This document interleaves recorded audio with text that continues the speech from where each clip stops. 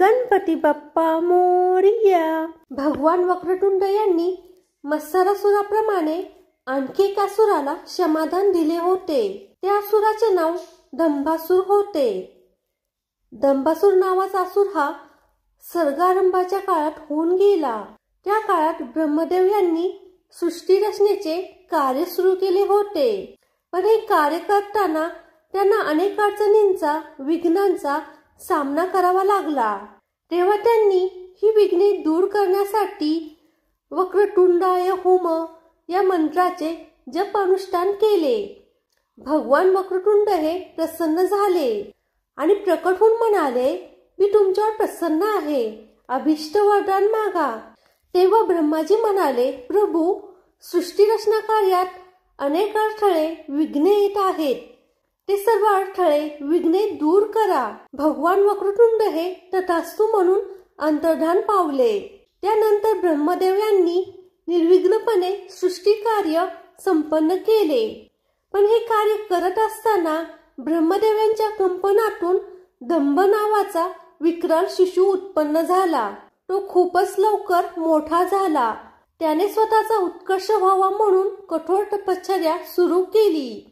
हे कठोर तप बघून ब्रह्माजी खूपच प्रसन्न झाले आणि त्यांनी त्याला दर्शन दिले आणि वरदान मागण्यास सांगितले।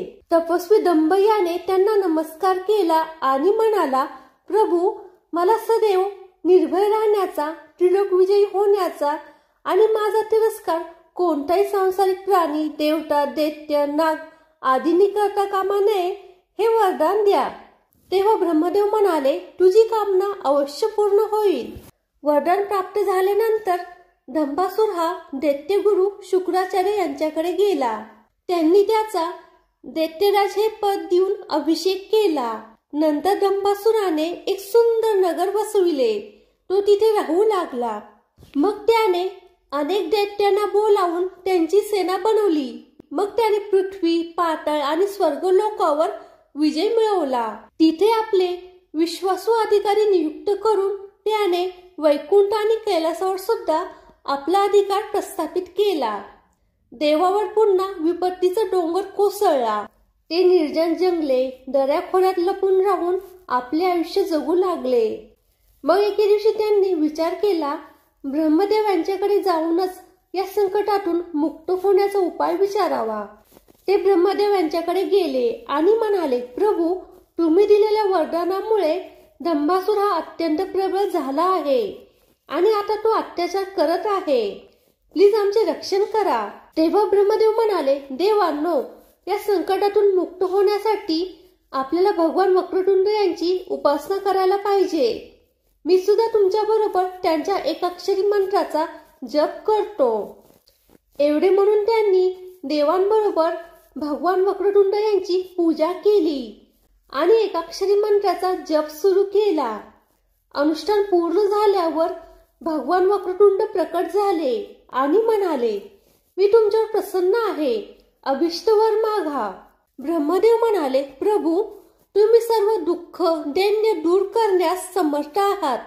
दुष्ट दंभासुर हा आम्हाला खूपच त्रास देत आहे, त्यामुळे आम्ही खूपच भयभीत झालो आहोत, म्हणून त्याच्या भयातून आम्हाला मुक्त करा।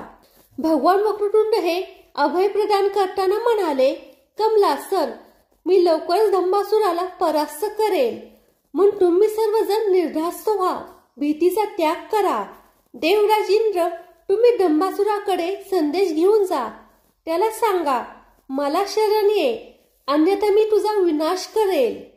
आज्ञा प्राप्त होताच देवराज इंद्र हे दूत बनून दंभासुराकडे गेले आणि म्हणाले, असुरराज, मला महाप्रभू वक्रतुंड यांनी येथे पाठविले आहे।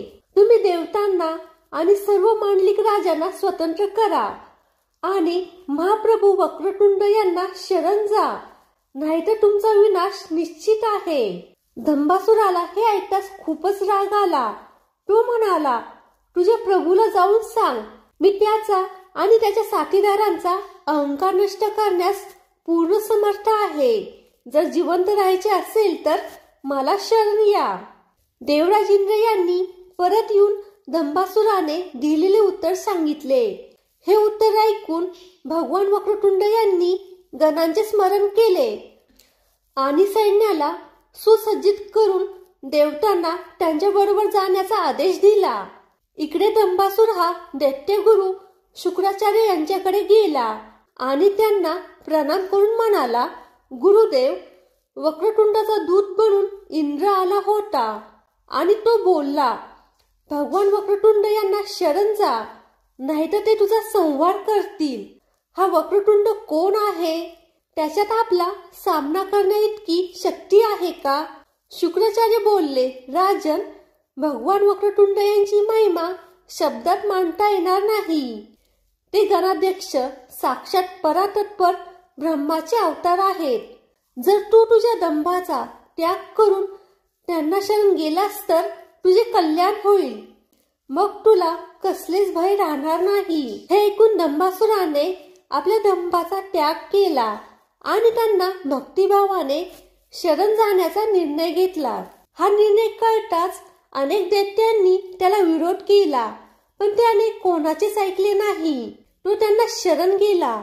दंबासूर हा शरण आल्याचे बघून भगवान वक्रतुंड यांनी त्याला अभयदान आणि आपली भक्ती प्रदान केली आणि त्याला क्षमा केले.